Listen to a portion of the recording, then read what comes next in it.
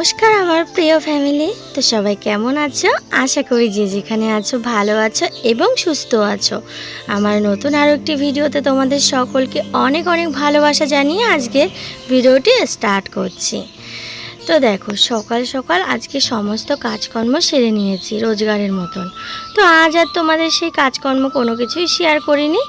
আজকে চলে এসেছি সোজা সকালের ব্রেকফাস্ট বানাতে। আজকে সকালের ব্রেকফাস্ট বানাবো পরোটা আর একটু ডিমের সবজি। তো তার জন্য দেখো একটু কড়াইতে তেল দিয়ে একটু বেশি করে পাঁচফোড়ন দিয়ে দিয়েছি। আর দেখো আলু আর পেঁয়াজ কেটে নিয়েছি ছোট ছোট টুকরো করে, আর পেঁয়াজগুলো 4 টুকরো করে নিয়েছি। এই তরকারিটায় পেঁয়াজটা এভাবেই কিন্তু কেটে নিতে হবে, তাহলে কিন্তু ভালো লাগবে খেতে। না পেঁয়াজটা একটু মুখে পড়বে, বেশ দারুণ লাগবে। তো দিয়ে দিচ্ছি এখন একটু লবণ আর একটু হলুদ আর সামান্য একটু লঙ্কার গুঁড়ো। তো এই দিয়ে ভালো করে এটাকে কষিয়ে নেব। আর সত্যি কথা বলতে বন্ধুরা, এই তরকারিটা পরোটার সাথে এত ভালো লাগে কি বলবো। তোমরা একবার অন্তত একদিন বানিয়ে খেয়ে দেখো, ভীষণ ভালো লাগবে। তো দেখো এখন কিন্তু আমি দুটো ডিম ভেঙে দিয়ে দিচ্ছি এর মধ্যে। আমি কিন্তু ডিমটা এভাবেই ভেঙে দিয়ে থাকি, বা আগে ভেজে কিন্তু নিই না। এভাবে দিলে এমনি অন্যরকম লাগবে। যারা ডিম খেতে বেশি ভালোবাসো তারা কিন্তু এভাবে খেতে পারবে, আর যারা ডিম একদমই পছন্দ করো না তাদের এই সবজিটা একদমই ভালো লাগবে না। তো দেখো এখন ডিম দিয়ে ভালো করে একটুখানি ভাজা ভাজা করে নিলাম। ডিমটাও ভাজা হয়ে গেছে, এখন দিয়ে দিচ্ছি জল।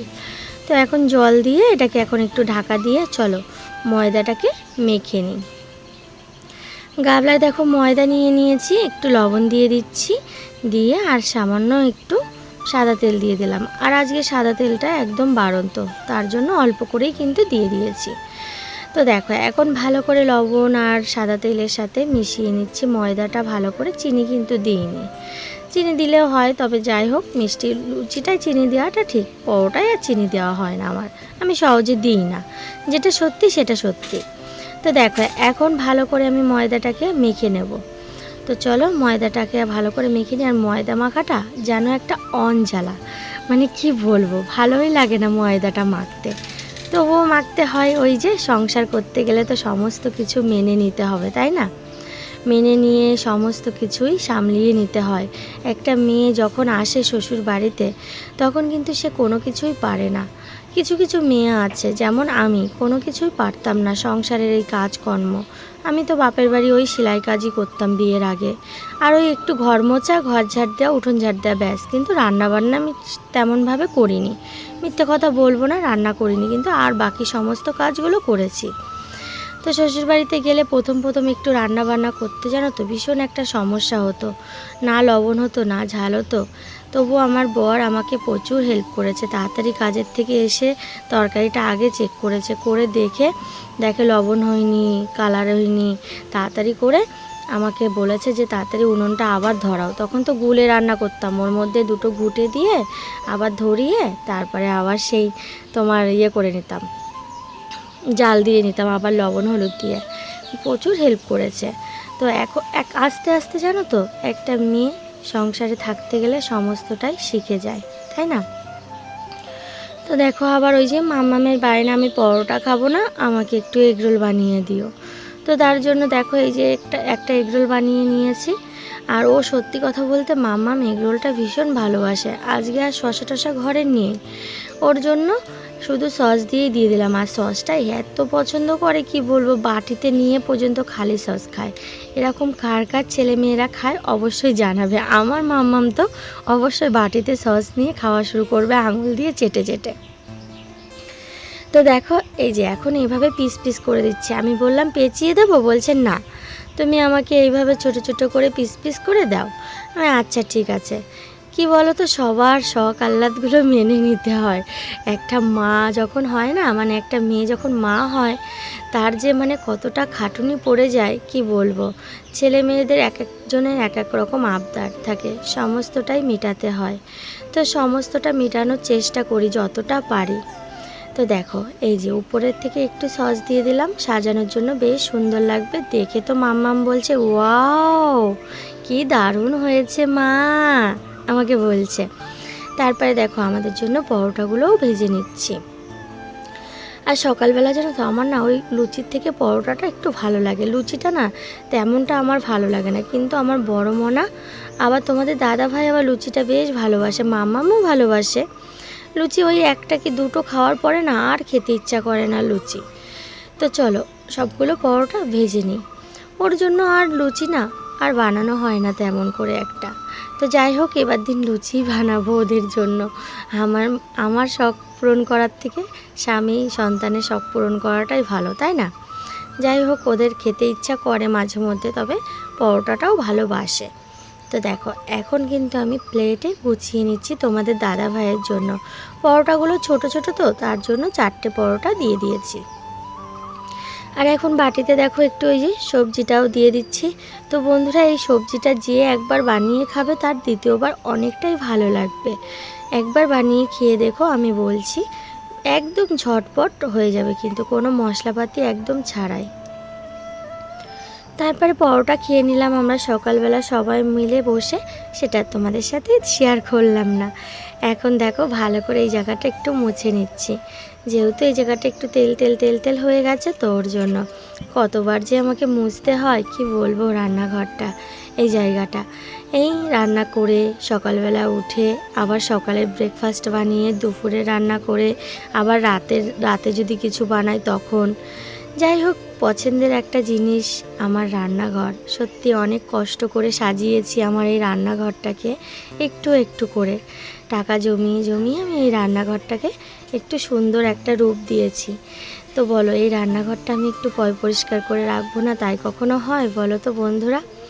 আমার ভীষণ স্বপ্ন ছিল, শখ ছিল যে আমার একটা সুন্দর রান্নাঘর হবে। তো পেয়েছি, যেটুকু পেয়েছি অনেকটাই পেয়েছি। আমার কিন্তু ভাঙাচোরা টিনের ঘরের মধ্যে কিন্তু এই সুন্দর রান্নাঘরটি একদিন তোমাদের সাথে শেয়ার করব সমস্তটাই, ঠিক আছে? তো এখন দেখো ফ্রিজ থেকে মাছটা বের করে নিলাম, বের করে একটুখানি জল দিয়ে ভিজিয়ে রাখলাম। আর দেখো আজকে রান্না করব দয়া কলা দিয়ে মাছ, রুই মাছ। তোমাদের দাদা ভাই নিয়ে এসেছিলো বাজার থেকে কলা, তো আর কলা ভীষণ ভালোবাসে আমার মাম্মামও, এই দয়া কলাটা ভালোবাসে, আমার বরমশাইও ভালোবাসে। তো দেখো এখন সমস্ত কিছু বের করে ধুয়ে টুয়ে নিয়েছি, সব কাটাকুটি করে দেখো এখন রান্না চাপানোর পালা।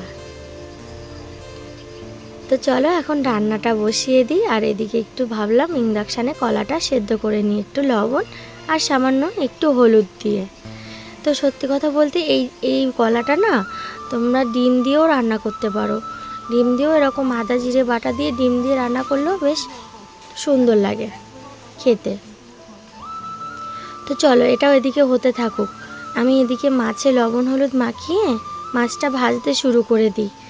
আর কি বলো তো, মাছটা অল্পই এনেছিল, এক বেলার মতনই, মানে এক বেলা বলতে দুবেলা আমাদের হয়ে যাবে, যাই হোক 1 পিস করে করে হয়ে যাবে। আর তোমাদের দাদাভাইকে ওই মাথা আর 1 পিস মাছ দিয়ে দেবো ব্যাস। আর আমার মামামের জন্য 2 পিস ভাজা মাছ রেখে দেবো, হয়ে যাবে। আর আমার বড় মেয়ে না মাছ তেমন একটা খেতে চায় না, ও একটু মাংসটাই বেশি পছন্দ করে। মানে ওকে যদি রোজ একটু যদি মাংস দিয়ে ভাত দাও না, তাহলে ও বেশ মানে পেট ভরে খায়।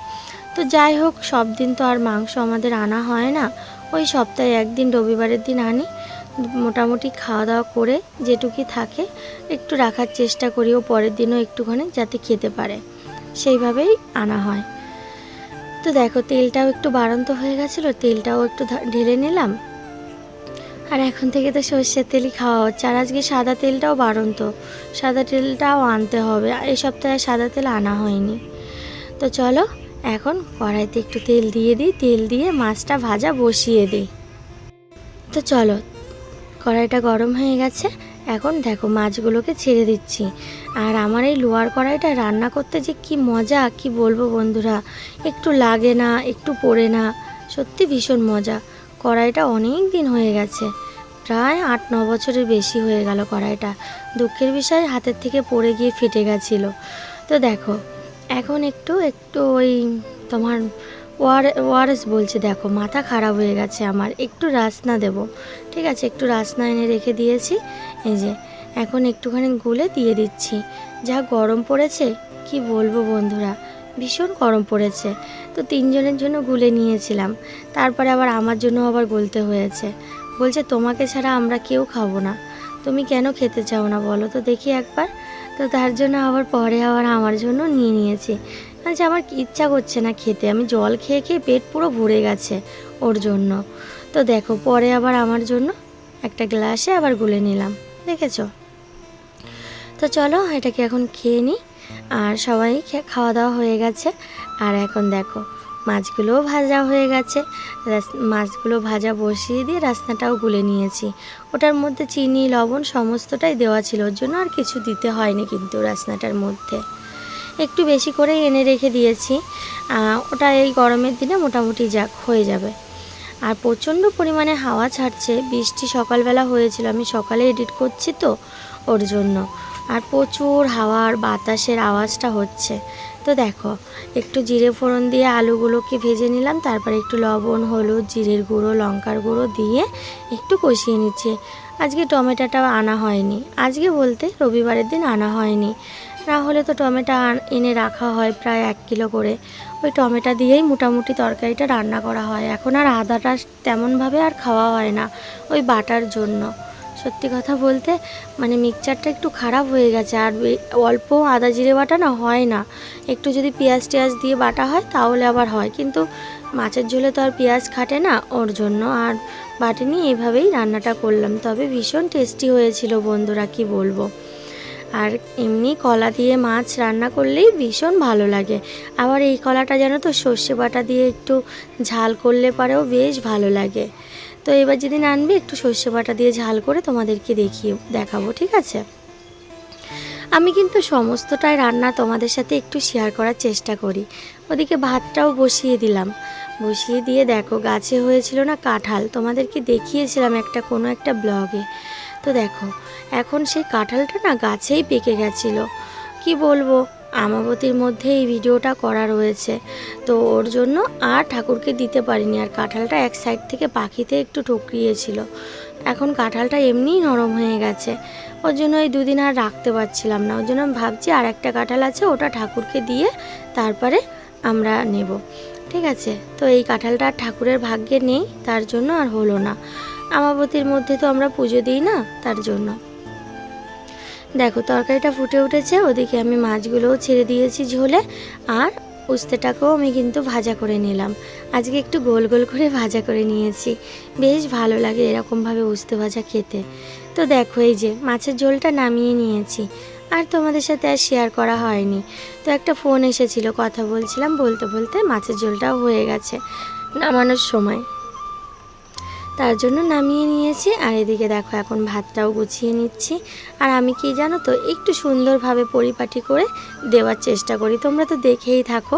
আর আমার গলাটা দেখো ভেঙে গেছে, কি করব বলো, এত গলাটা বসে গেছে। ফ্রিজের জল খেতে খেতে খেতে খেতে ভীষণ ভীষণ ঠান্ডা লেগে গেছে। আর অনেক কমেন্ট এসেছে, আমার ভিডিও তোমাদের কাছে অনেক ভালো লাগছে। সত্যি আমি ভীষণ খুশি হয়েছি যে আমার ভিডিও তোমাদের কাছে এত ভালো লাগছে। তোমরা যদি এই সুন্দর সুন্দর কমেন্ট করো না, তাহলে আমার ভিডিও করার আগ্রহটা অনেকটাই বেড়ে যায়। তো তোমাদের দাদাভাইকেও খেতে দিয়ে দিয়েছিলাম, আর আমরাও খেয়ে নিয়েছিলাম। এখন দেখো সন্ধেবেলা চলে এসেছি একটুখানি ঘুগনি বানাতে, তার জন্য পেঁয়াজ কেটে নিয়েছি, শসা কেটে নিয়েছি, আদা রসুন আর একটু পেঁয়াজ কুচি করে নিয়েছি। দেখো আলুগুলো কিন্তু একটু ছোট ছোট করে কেটে নিয়েছি। ঘুগনিতে বেশি বড় আলু ভালো লাগে না, যতটা ছোট করে পারো। আমি কিন্তু এতটাই ছোট করে নিয়েছি, দেখেছো বন্ধুরা। তো এখন দেখো একটুখানি মিক্সচারে ওই যে পেঁয়াজ রসুন আদা দিয়ে পেস্ট করে নেব। ওই যে বলেছিলাম না যে একটু পেঁয়াজ রসুন দিলে একটু পেস্ট হয়। আর দেখো একটু গুঁড়ো জিরের গুঁড়ো দিয়ে দিচ্ছি। তো গোটা দিলে একদমই হবে না, তার জন্য গুঁড়োটাই দিয়ে দিলাম, ওটাকে পেস্ট করে নিলাম। আর এদিকে দেখো কড়াইটাও সে অনেকক্ষণ বসানো রয়েছে, কড়াইটাও রেগে উঠেছে। এখন দিয়ে দিচ্ছি আলুগুলোকে এখন ভালো করে একটুখানি ভেজে নিচ্ছি। আর রান্নাঘরটা এতটা অন্ধকার, কি বলবো বন্ধুরা, আর একটা লাইট না লাগালে হবে না। রান্নাঘরের সেই এলইডি লাইটটা না কেটে গেছে, আমার লাগিয়ে দিয়েছিল তোমাদের দাদাভাই, অনেক পুরনো হয়ে গেছে, তো আবার একটা আনতে হবে, এই আজ আনে কাল আনে করে আর আনা হয় না। তো যাই হোক দেখো আলুগুলোকেও কিন্তু ভেজে নিয়েছি একটু লাল লাল করে, বেশি লাল লাল করিনি, ওই হালকা। আর এই দেখো মটরটা মানে একটু বুটের যে ডালটা সেটা একটু সেদ্ধ করে নিয়েছি লবণ আর একটু হালকা হলুদ দিয়ে। দেখো এই যে বেশি কিন্তু সেদ্ধ করিনি আমি, মোটামুটি দেখো একটু চাপ দিলে ভেঙে যাচ্ছে। তবে কিন্তু বেশি একদম যে নরম হয়ে গেছে তা নয়, কিন্তু বেশি নরম হয়ে গেলে ঝোলে দিলে একদমই গলে যায়, একটু শক্ত শক্ত রাখতে হয়। আমি একটা সিটি দিয়েছিলাম, ভিজিয়ে রেখে দিয়েছিলাম, ভিজিয়ে রাখার পরে একটা সিটি দিয়েছিলাম। তারপর দেখো কড়াইতে একটু জিরে ফোড়ন দিয়ে পেঁয়াজ দিয়ে তারপরে ওই যে মশলাটা করে নিয়েছিলাম সেই মশলাটাও দিয়ে দিলাম, দিয়ে এখন ভালো করে এটাকে মশলাটাকে একটু কষিয়ে নেব। আর কি বলো তো, মশলাটা একটু বেশি করে না কষালে না তাহলে ওই যে পেঁয়াজ রসুনের গন্ধটা বেরোয়। তো দেখো কষানো হয়ে গেছে, তেলটাও ছেড়ে দিয়েছে। এখন দেখো ডালগুলোকে দিয়ে দিচ্ছি। আর সত্যি কথা বলতে ঘুগনিটা সবাই ভীষণ পছন্দ করে আমাদের বাড়িতে, তোমরাও হয়তো অনেকেই পছন্দ করো ঘুগনিটা। আগে বিয়ের আগে যেমন ঘুগনি দিয়ে মুড়ি দিয়ে খেতাম, অনেক দিন যাবৎ খাওয়া হয়নি, তবে আজকে খেয়েছিলাম। আজকে একটা দিদি ভাইয়ের কথা শুনে ঘুগনি আর মুড়ি দিয়ে খেয়েছি। তো দেখো এখন আলুগুলোকেও দিয়ে দিলাম, দিয়ে ভালো করে কষিয়ে নিচ্ছি। তো দেখো আমার কিন্তু কষানো হয়ে গেছে, অনেকক্ষণ ধরে কষিয়েছি। তারপরে দেখো জল দিয়ে দিলাম, জল দিয়ে এখন একটুখানি ঢাকা দিয়ে দিচ্ছি। তো এটা এদিকে হতে থাকুক। আর লঙ্কা কাটতে ভুলে গেছিলাম, তো এখন 4টে লঙ্কা কেটে নিচ্ছি। আর আমার এই ঘুগনিটা বানালে জানো তো আমার শ্বশুর শাশুড়িও ভীষণ ভালো খায়, তো শ্বশুর শাশুড়িকেও পাঠিয়ে দেব ঘুগনিটা। আর মাকে বলেছিলাম আমার মাকে আসতে, তো মা বলছে আজকে আমরা নিমন্ত্রণ খেয়েছি, আজকে যাব না, তোরা খাও, অন্য একদিন খাবো। আচ্ছা ঠিক আছে। ওর জন্য আর বাপের বাড়িতে আর দেওয়া হয়নি, শ্বশুর বাড়িতেই শুধু দিয়েছিলাম। তো দেখো এখন আমি পেঁয়াজগুলোকে ভালো করে কুচি কুচি করে নিচ্ছি। আর কি বলো তো, এই ছুরিটা দিয়ে না কাটতে ভীষণ ভালো হয়, এত ধার কি বলবো। এই 3টে ছুরি নিয়েছিলাম, একটা বড়, একটা ছোট আর একটা মাঝারি। এটা হচ্ছে মাঝারি সাইজটা, আর বড়টা একদম সেই মাংস কাটা যে ছুরি ওইগুলো। আর এইটা মোটামুটি এটা দিয়ে সবসময় আমি কাজ করি। আর একটা আছে একদম ছোট্ট, সেগুলো মাঝে মধ্যে ওই লঙ্কা টঙ্কা চিরা হয়। আর ওই ছুরিটা মাম্মাম না সেই মানে মেজোর সাথে ঘষে ঘষে একদম পুরো ডিজাইনটা উঠিয়ে ফেলেছে। তো লঙ্কাগুলো কুচি করে নেওয়ার পরে দেখো এখন একটু জলের মধ্যে তেঁতুল গুলে নিলাম। তেঁতুলটাকে গুলে এখন একটু সামান্য একটু বিট লবণ দিয়ে ভালো করে মিশিয়ে নেব, তাহলে টক জলের টেস্টটা দ্বিগুণ বেড়ে যাবে। তো একবার একটুখানি গালে দিয়ে দেখবে বিট লবণ দেওয়ার আগে আর পরে, দেখবে কতটা টেস্টি লাগে। তো দেখো এখন একটু গরম মশলা দিয়ে ভালো করে নাড়াচাড়া করে তারপরে নামিয়ে নেব। আমার কিন্তু ঘুগনির তরকারিটা হয়ে গেছে। আর আজকে কাশ্মীরি লঙ্কার গুঁড়ো ছিল না, তার জন্যই কিন্তু আমি এমনি লঙ্কার গুঁড়ো দিয়েই করা হয়েছে। এখন দেখো ঢেলে নিচ্ছি। তো ঘুগনিটার কালারটা কেমন হয়েছে বলো কিন্তু, কাশ্মীরি লঙ্কার গুঁড়ো ছাড়াই। ঠিক আছে, কাশ্মীরি লঙ্কার গুঁড়ো দিলে আরও একটু কালারটা আসতো, আরও বেশ ভালো লাগতো, তাই না? আর আজকের ব্লগটা না অনেকটাই বড় হয়ে গেল। এই যে সন্ধেবেলার যে ঘুগনিটা শেয়ার করলাম তোমাদের সাথে, পুরোটাই শেয়ার করলাম, দেখলেই তো। আবার ওই যে মাম্মামের বায়না, আমি ঘুগনি খাবো না, আমাকে একটা এগ রোল বানায় দিতে হবে, যেহেতু শশা রয়েছে ওই কারণে। তো ভাবলাম যে বারবার এরকম করছে, তার জন্য না বলছে যখন একটু বানিয়ে দিই। আর আজকে সাদা তেল বাড়ন্ত ছিল, তাই সর্ষের তেল দিয়েই কিন্তু ভেজে নিয়েছি। দেখো উপর থেকে একটুখানি শশা দিয়ে দিচ্ছি, যেহেতু আমার মাম্মাম সোনা পেঁয়াজ খায় না, লঙ্কা খায় না, তার জন্য শশা আর সস দিয়ে এটাকে ভালো করে এখন মুড়িয়ে দেব। আমি বলছি সকালবেলা তো কেটে দিয়েছিলাম, তো এখন আমি কাগজে মুড়িয়ে দিই। বলছে আচ্ছা ঠিক আছে মাম্মাম দাও। তো দেখো আমাকেও কিন্তু মাম্মাম বলে ডাকে, আমিও মাম্মাম বলে ডাকি ওকে, ও কিন্তু আমাকে মাম্মাম বলে ডাকে, আমার মাম্মাম সোনাটা। তো চলো ওকে দিয়ে দিই। আর এখন দেখো আমাদের জন্য গুছিয়ে নিচ্ছে, আর আমার শ্বশুর শাশুড়ির জন্য কিন্তু পাঠিয়ে দিয়েছি গুছিয়ে। সেটা তোমাদের সাথে শেয়ার করলাম না, কেননা ব্লগটা অনেকটাই বড় হয়ে গেছে, তো তার জন্য। তো আমার এই ব্লগটা কেমন লাগলো অবশ্যই কিন্তু কমেন্টস করে জানিও। ভালো লাগলে একটুখানি লাইক কমেন্ট শেয়ার করে দিও। আর আমার চ্যানেলে যদি তোমরা নতুন হয়ে থাকো তাহলে আমার চ্যানেলটাকে সাবস্ক্রাইব করে এই ছোট্ট পরিবারের পাশে থেকো। তো আজকের মতন ব্লগটা কিন্তু এখানেই শেষ করব। আর ঘুগনিটা কার কার খেতে ইচ্ছা করছে অবশ্যই কিন্তু জানিও বন্ধুরা। আর কেমন লাগছে কালারটা আর সাজানোটা কেমন হয়েছে অবশ্যই বলো। তো চলো আজকের মতন সবাই ভালো থেকো, সুস্থ থেকো, সাবধানে থেকো।